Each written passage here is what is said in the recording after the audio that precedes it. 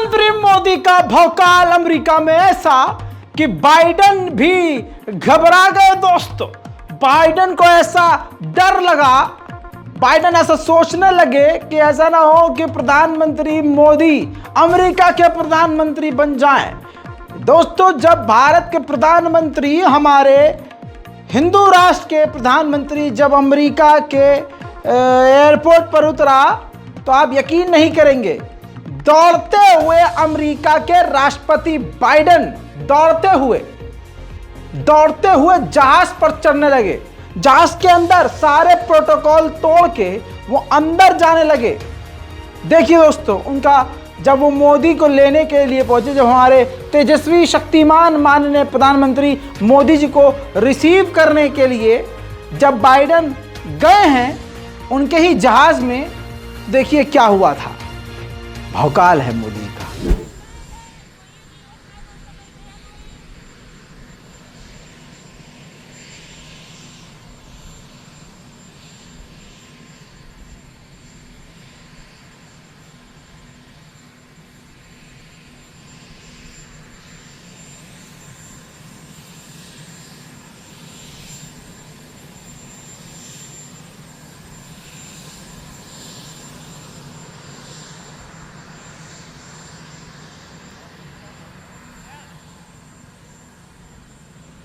भाई ये वीडियो तो पुरानी है, बाइडेन तो गए नहीं लेने के लिए। पुरानी है?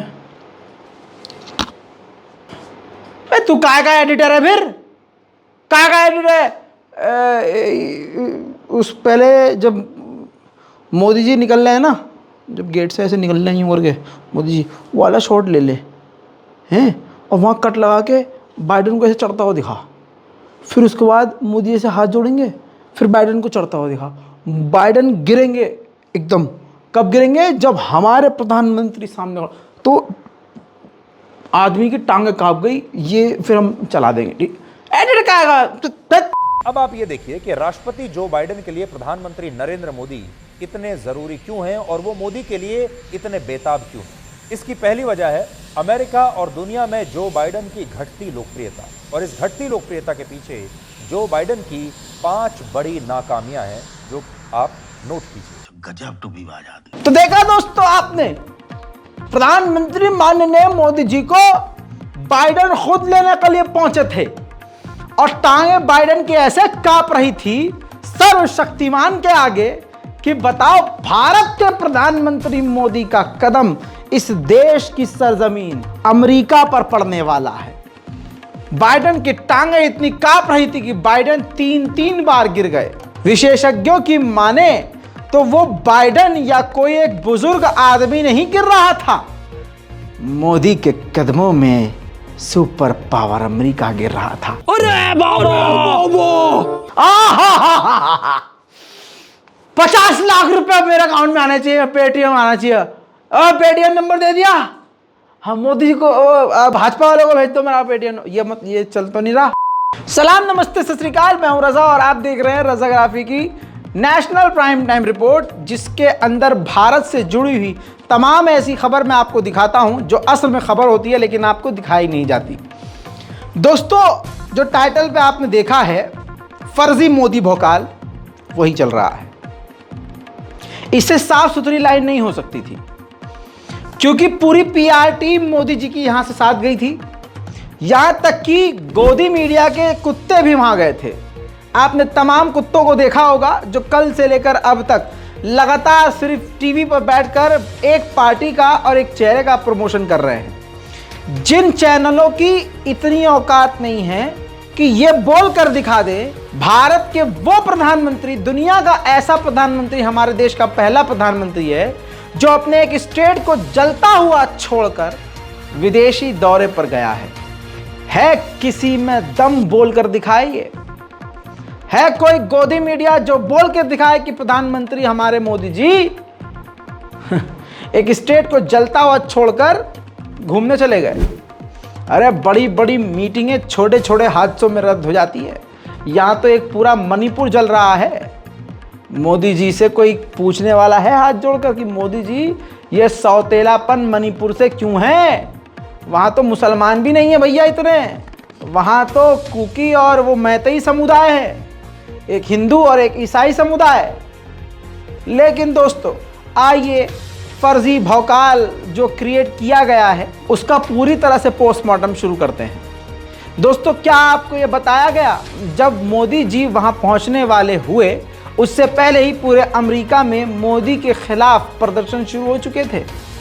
दोस्तों जेनोसाइड वॉच और एमनेस्टी इंटरनेशनल जो पूरी दुनिया की सबसे बड़ी ह्यूमन राइट एजेंसियों में से एक हैं, जेनोसाइड वॉच ने तो वार्निंग जारी की है और डिजिटल बोर्ड वाली गाड़ियां अमेरिका की सड़कों पर दौड़ रही थी। इस तस्वीर को ज़रा देखिए, है किसी गोदी मीडिया के किसी भी छेद में दम कि उस छेद से बोल कर दिखाएं और ये दिखा कर दिखाएं।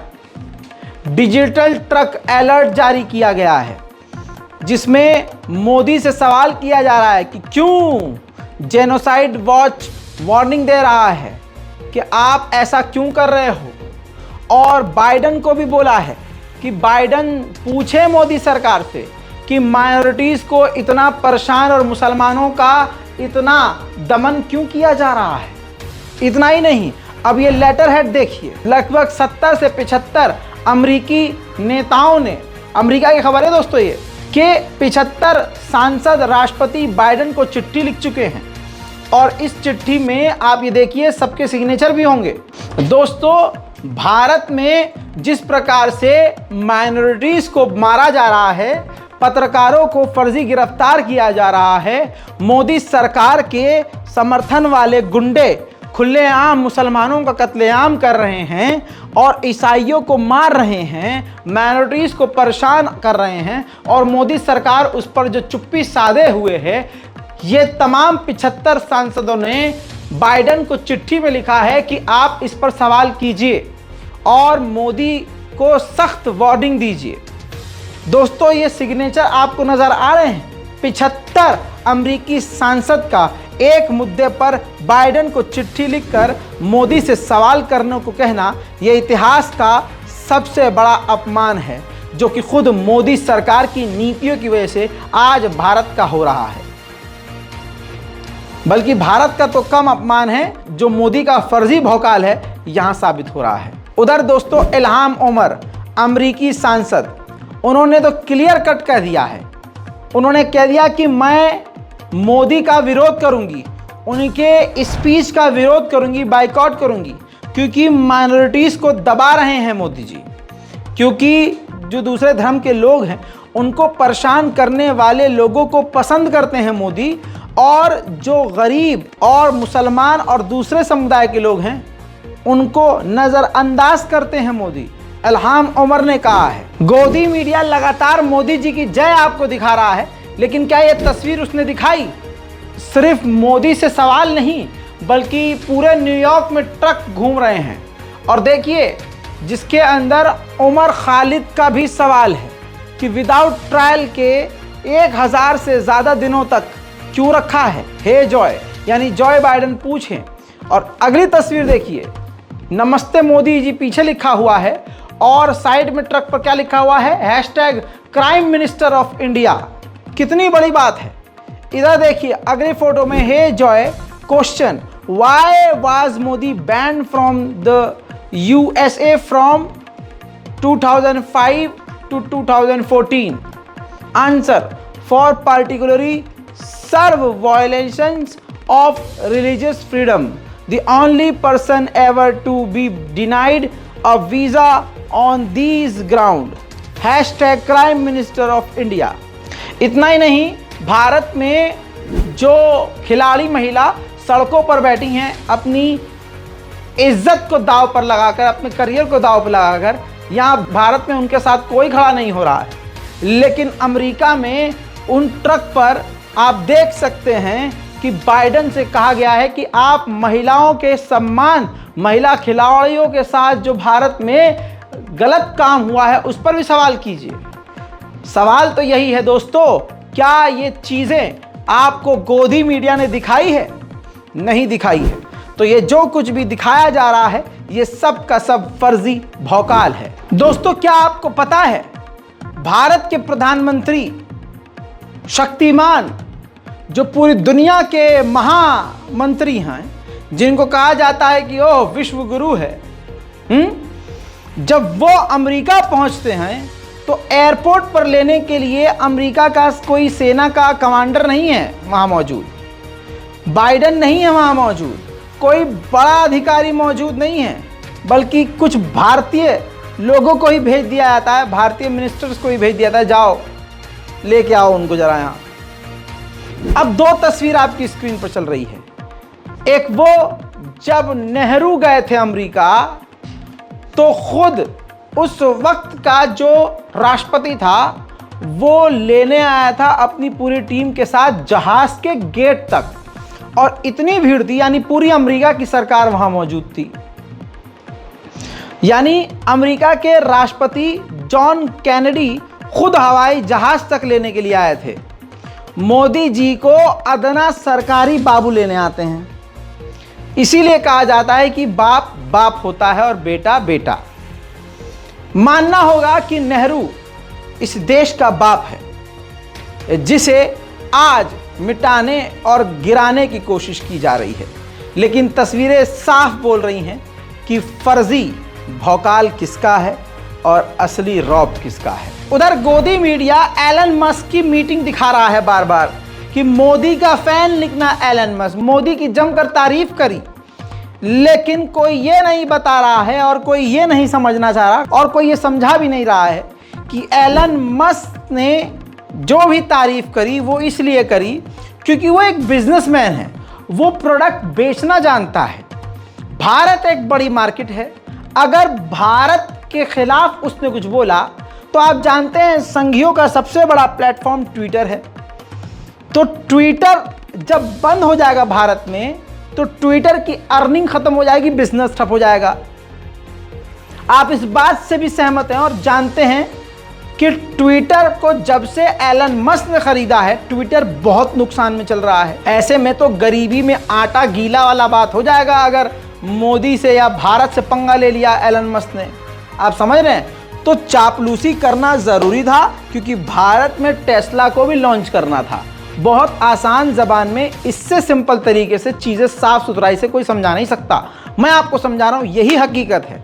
उधर एलन मस्क ने मोदी की तारीफ कर दी और अब जो वीडियो दिखाने वाला हूं उसमें एलन मस्क ने कहा कि मोदी से बात करके अच्छा लगा और मोदी जी चाहते हैं कि हम वहां और इन्वेस्ट करें। समझ रहे हैं? तो अब दो बिजनेसमैन के बीच में बात हो रही है। एक बिजनेसमैन जो है वो अदानी और अंबानी के लिए काम करता है और एक बिजनेसमैन जो है टेस्ला, सैटेलाइट और ट्विटर और सोशल मीडिया के कुछ प्लेटफॉर्म के लिए काम करता है। आप समझ रहे हैं? तो एक बिजनेसमैन दूसरे बिजनेसमैन की तारीफ कर रहा है। वो वीडियो एलन मस्क का ये है। I can say he really wants to do the right thing for India. He wants to be open. He wants to be supportive of new companies, and obviously, but at the same time, make sure it accrues to India's advantage, which is, obviously that's the job. I'm saying I am a fan of Modi, so I have to say that. ये बयान बार बार दिखाया जा रहा है, बार बार दिखाया जा रहा है, लेकिन एक बयान इससे अहम है। जब मोदी जी से मिलकर जैसे ही बाहर निकले तो पत्रकारों ने फ्रीडम ऑफ स्पीच पर सवाल कर लिया कि वो कानून जो आज़ादी देता है उस पर आप क्या कहेंगे? जो आप आईडीज़ को बैन कर रहे हैं और जो भारत बंद करवा देता है, आप उस पर क्या कहेंगे? तो एलन मस्क ने बिना बात घुमाए, बिजनेसमैन बहुत जेन्युइन आदमी भाई, घुमाता नहीं है बात, सीधा सीधा बोल दिया कि अगर हम भारत के कानून को नहीं मानेंगे तो भारत हमको बैन कर देगा। तो हमें जिस भी देश में काम करना है हमें उसके लॉ को मानना ही होगा, वरना हमारे लोगों को गिरफ्तार किया जाएगा और हमें बंद कर दिया जाएगा। यानी सीधा ये बिजनेस ठप हो ना जाए, इस वजह से अब ये मोदी के ही इशारे पर चलेगा एलन मस्क। तो आप समझ सकते हैं 2024 से पहले ट्विटर पर अब सिर्फ मोदी मोदी होगा जैसे अभी हो रहा है। अब आप भूल जाइए कि फ्रीडम ऑफ स्पीच के नाम पर ट्विटर आपका साथ देगा। सुनिए। Yeah, I mean, Twitter doesn't have a choice but to obey local governments. If we don't obey local government laws, then we will get shut down. So the best we can do is really to hew close to the law in any given country. आइए दोस्तों, आपको एक जिहादी का मामला दिखाता हूँ। वो जिहादी, वो हिंदू वाला जिहादी, जो हिंदू बोलते हैं हम लोगों को जिहादी। मुझे ये जिहाद समझ में नहीं आया, लेकिन शायद कोई समझा सके। देखिए दोस्तों, पुणे का एक दर्दनाक मामला आया है कि एक पति ने पहले अपने दोनों बच्चों को, बेटा और बेटी को कत्ल किया और पास के कुएं में फेंकाया। अपनी पत्नी को भी मारा और फिर पत्नी का गला घोटने के बाद खुद को फांसी पे लटका लिया। पूरा परिवार इसने अपना ख़त्म कर लिया। पुलिस ने इसके पास से एक नोट बरामद किया जिसमें लिखा है कि पत्नी की रोज़ रोज़ की चिक और प्रताड़ना से परेशान आकर मैं अपने पूरे परिवार को ख़त्म कर रहा हूँ। बहुसंख्यक समाज का ये पूरा परिवार इस वक्त इस दुनिया में नहीं है। हिंदू समाज से जुड़ा हुआ हिंदू धर्म का ये परिवार था और ये जानवरों का डॉक्टर था जिसने जानवरों से बदतर काम किया। अब कोई हिंदू भाई मुझे बता दे कि ये कौन सा जिहाद था, ताकि हम इसी तरह से फिर इस चीज़ को समझ पाएँ। उधर केरल हाई कोर्ट का बड़ा आदेश आ गया है। केरल में अब शादी के दौरान मैरिज सर्टिफिकेट के लिए जब आप जाएंगे तो आपको धर्म बताने की ज़रूरत नहीं पड़ेगी। जी हाँ, और इसका रेगुलेशन भी रेगुलेट कर दिया गया है। कानून अब पारित हो चुका है, अब ये नियम लागू हो चुका है। केरल का ये मामला है, केरल हाई कोर्ट का ये आदेश है। उधर आदिपुरुष की बात करें तो फिल्म इतनी बुरी तरह से पिट गई है कि अब तो खुद मुझे भी बुरा लग रहा है कि यार ये कुछ ज़्यादा ही गलत हो गया। संगी जिस बात पर उछलने लगते हैं वो बात बर्बाद हो जाती है, वो चीज़ बर्बाद हो जाती है। काश संघी इस फिल्म को शुरू से शोर मचाकर प्रमोट ना करते तो ये फ्लॉप ना होती। खैर, फिल्म बुरी तरह से पिट गई है और आदि पुरुष फिल्म के डायलॉग निकलने वाले मनोज मुंतशिर ने पूरी तरह से भगवान श्री राम का अपमान भी किया है, क्योंकि रामायण राम से जुड़ी हुई है। रामायण पर बनी हुई फिल्म को इसने कह दिया कि ये रामायण नहीं है, ये काल्पनिक चीज़ है। और फिर उसने ये भी कह दिया कि जो हनुमान जी हैं वो भगवान नहीं हैं, भगवान तो हमने उनको बनाया है। कई तरह के विवादित बयान दिए, लेकिन मनोज मुंतशिर का कोई कुछ उखाड़ नहीं सकता, हिंदू संगठन कुछ कह नहीं सकते, सिर्फ बयानबाजी करके शांत बैठ गए हैं क्योंकि वो मुसलमान नहीं है। अगर मनोज मुंतशिर सच में कोई मुसलमान होता तो फिर अब तक उसके साथ क्या हो जाता आप सोच भी नहीं सकते।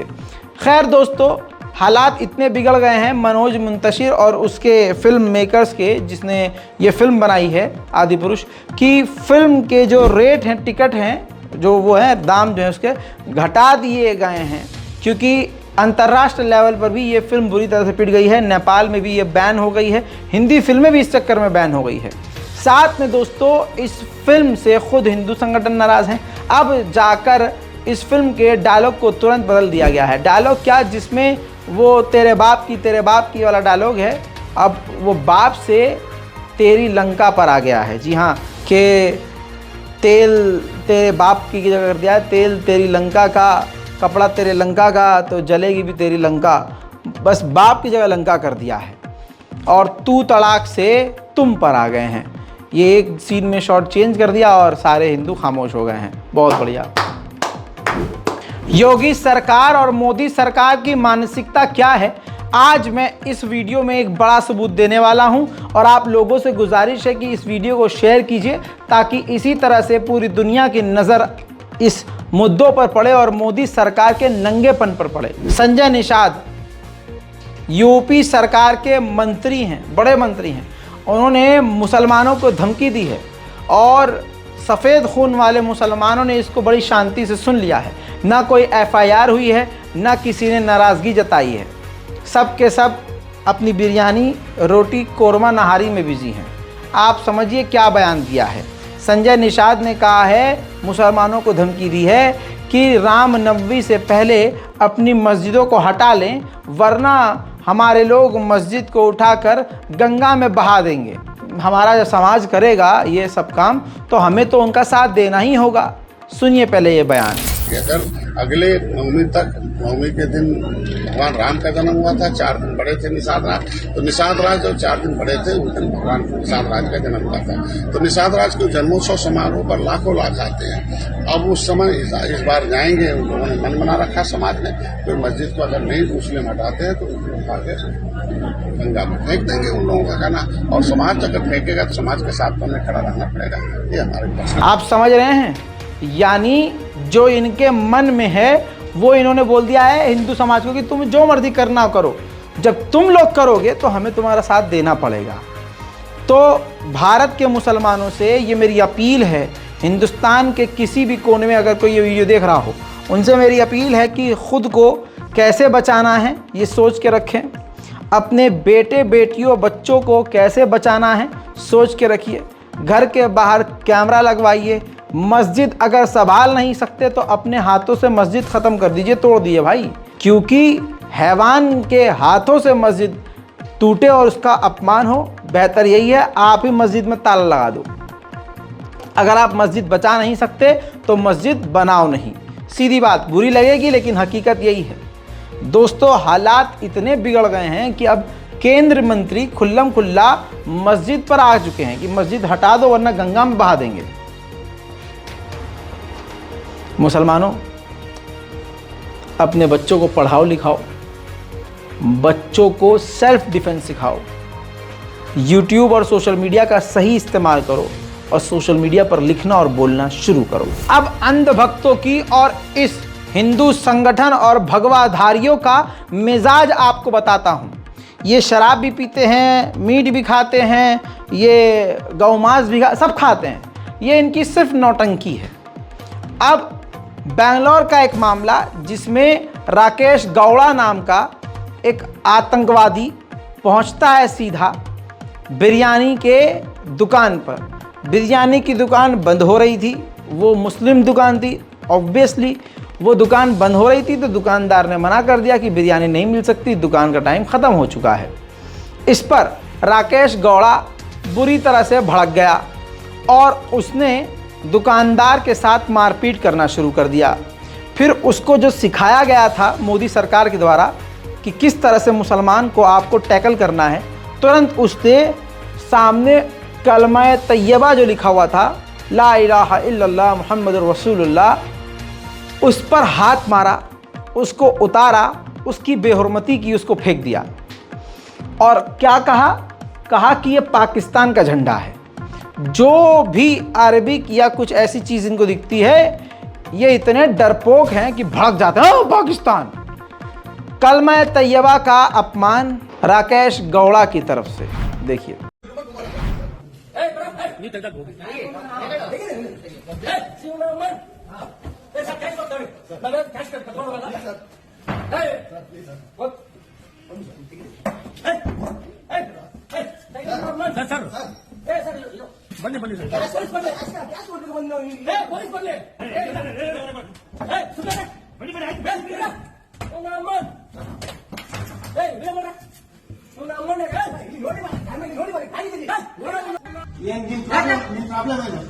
पाकिस्तान बड़ा कौन है?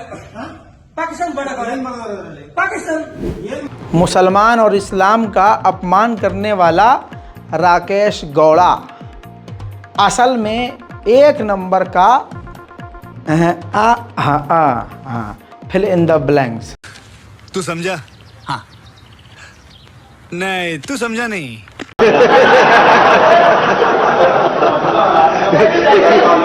चुनाव करीब है तो अब तमाम आतंकवादी संघी जानवर एक्टिव हो गए हैं। मोदी सरकार की तरफ से शायद इनको पेमेंट दे दी गई है और टारगेट दे दिया गया है। अभी तक काफ़ी लंबे समय से शांत बैठा हुआ नरसिंहागंज सरस्वती फिर से एक्टिव हुआ। गाजियाबाद के नरसिंहागंज सरस्वती ने एक बार फिर से विवादित बयान दिया और हिंसक बयान दिया, लेकिन उस वीडियो में आप देखेंगे कि वो मुसलमानों को कम हिंदुओं को ही ज़्यादा जलील कर रहा है। न जाने कितनी घटिया और ओछी बात कर रहा है, लेकिन ये सब बातें उनको उकसाने के लिए की जा रही है। देखिए, हिंदू बचाओ मोर्चा हर लड़ाई में सामने रहेगा जो है मुसलमानों से होगी। जरूरत पड़ेगी, अगर हमारा कोई कार्यकर्ता मारा जाएगा, अपने कार्यकर्ता का हर कीमत पर बदला लेंगे। और अगर हमारा कार्यकर्ता मारा गया, उसके परिवार की जिम्मेदारी लेंगे। संस्था में ये काम रहेगा कि उसके परिवार की जिम्मेदारी लेंगे, उसके परिवार की जिम्मेदारी बच्चों को पढ़ाने की और उसके घर का रोटी तक की, रोटी तक पढ़ने की बहुत बुरी तरह से लोग जो है हिंदू राष्ट्र चल रहे हैं। आप जहां देखो हिंदू राष्ट्र की बात चल रही है। ये मैं आज पूरी जिम्मेदारी के साथ आपको बताना चाहता हूं, हिंदू राष्ट्र बनने की संभावना मां और महादेव की शपथ लेकर कह रहा हूं, जो आज की परिस्थिति चल रही है ना, उसमें हिंदू राष्ट्र बनने की कहीं से कहीं तक कोई संभावना नहीं है। हम बहुत तेजी से इस्लामिक राष्ट्र बनने की ओर जा रहे हैं।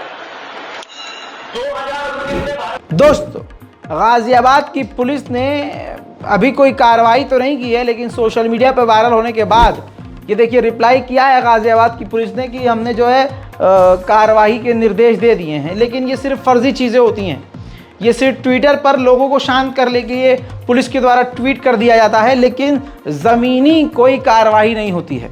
बल्कि देखा जाता है कि नरसिंहागंज सरस्वती के सामने आसपास खुद पुलिस वाले मौजूद होते हैं और वो इस तरह का बयान आए दिन देता रहता है। याद होगा कि इसी हफ्ते इंदौर में हिंदू संगठन ने रास्ता जाम कर दिया था, जिससे हजारों लोगों को आने जाने में तकलीफ हुई थी, जिसके बाद परेशान होकर पुलिस ने लाठीचार्ज किया जब वो समझा कर थक गई। इसके बाद लाठीचार्ज से पहले ही हिंदुओं के द्वारा भाजपाइयों के द्वारा पथराव पुलिस प्रशासन पे किया गया, जिसके बाद लाठीचार्ज हुई। लेकिन दोस्तों, सोशल मीडिया का इस्तेमाल करके संगी जानवरों ने एक अलग माहौल बनाया, जिसके बाद मोदी सरकार ने अगले दिन 2 बड़े अधिकारियों समेत एक आईपीएस को ट्रांसफर कर दिया, निकाल दिया। दोस्तों, अब उसका सीसीटीवी फुटेज सामने आया है। ये देखिए, ये वो सीसीटीवी फुटेज है जिससे अब हिंदू संगठन पूरी तरह से नंगे हो गए हैं, जिसमें आप देखेंगे कि पुलिस प्रशासन रोड के दूसरी तरफ खड़ा है और सामने की तरफ हिंदू संगठन खड़े हुए हैं। वही लोग पत्थर चला के फेंक रहे हैं, वही कूड़ा उठाकर फेंक रहे हैं, वही पथराव कर रहे हैं। ये साबित हो रहा है कि हिंदू संगठन ने सबसे पहले इनके ऊपर यानी पुलिस प्रशासन के ऊपर पथराव किया।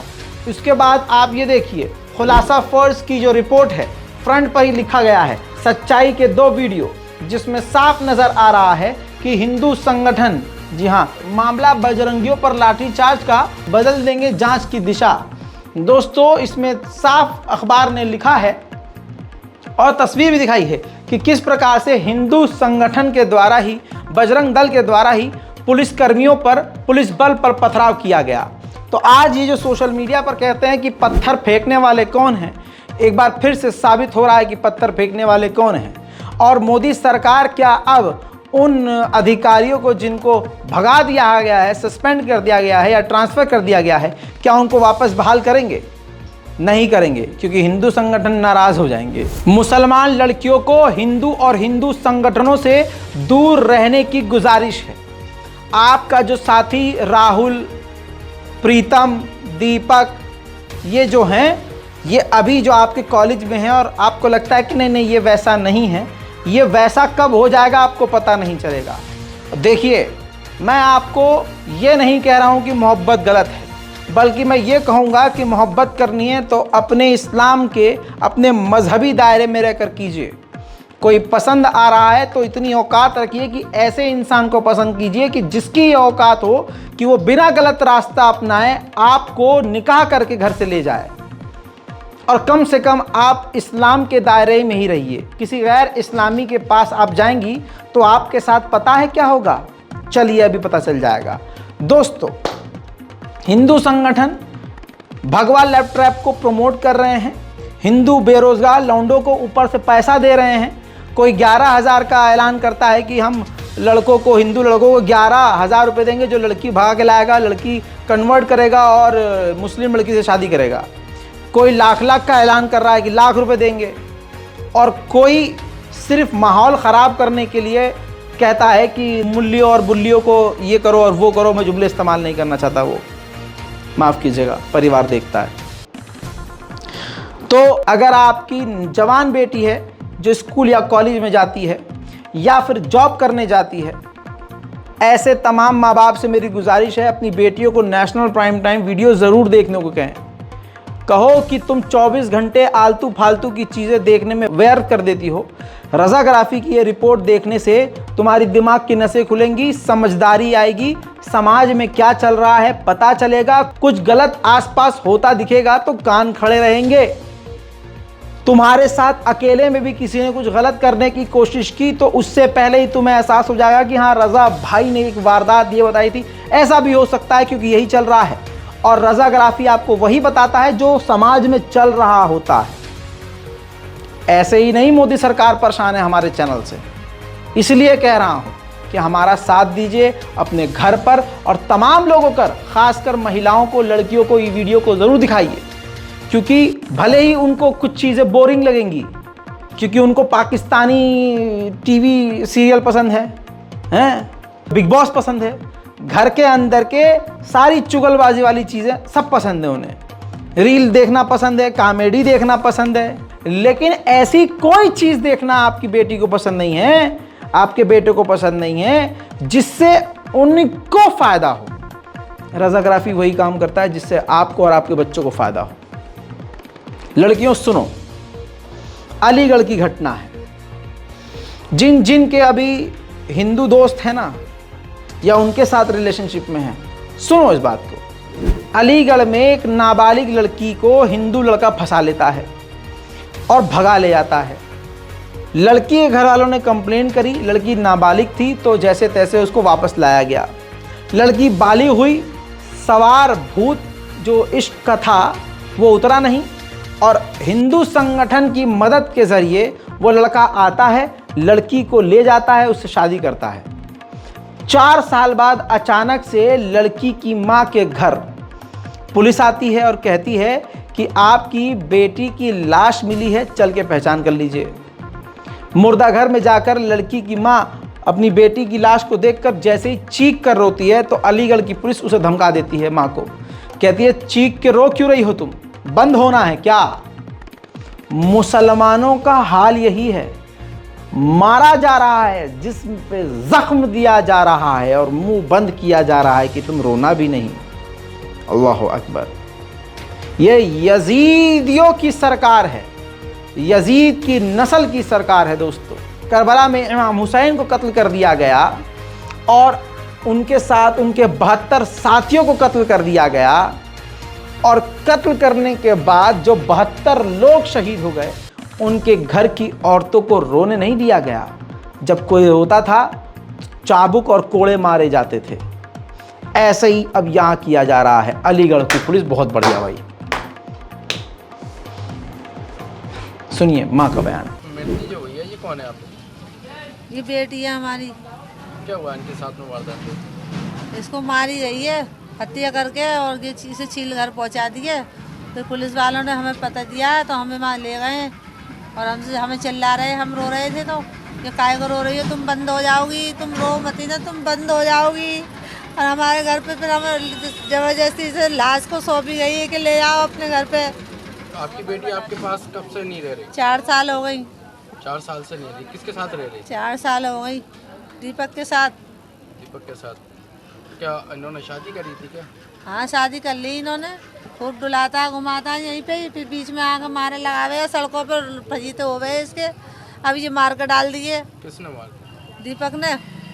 क्या चाहती हैं आप? मैं तो इंसाफ चाहती हूँ कि मेरे जैसे मेरे संग में हुआ है ऐसे इनके संग में होना चाहिए। सुन लिया दोस्तों, बस लड़कियों से मेरी अपील है, संभल जाओ, संभल जाओ, खुदा का वास्ता तुम संभल जाओ। पूरे देश में जहाँ भी आतंकी गतिविधि, दंगा फसाद हो रहा है उसके पीछे एक ख़ास समुदाय है, एक ख़ास संगठन है और एक ख़ास मज़हब के लोग हैं, जिनकी कोशिश ये है कि बस 24 में आएगा तो मोदी ही। दैनिक भास्कर की ये पड़ताल है और पूरी ये पड़ताल खुद दैनिक भास्कर ने करी है। कोल्हापुर दंगा मामले में दैनिक भास्कर का खुलासा है कि सकल हिंदू समाज नाम के 21 ग्रुप के संगठन ने दंगा भड़काया था, वो भी सोशल मीडिया के माध्यम से।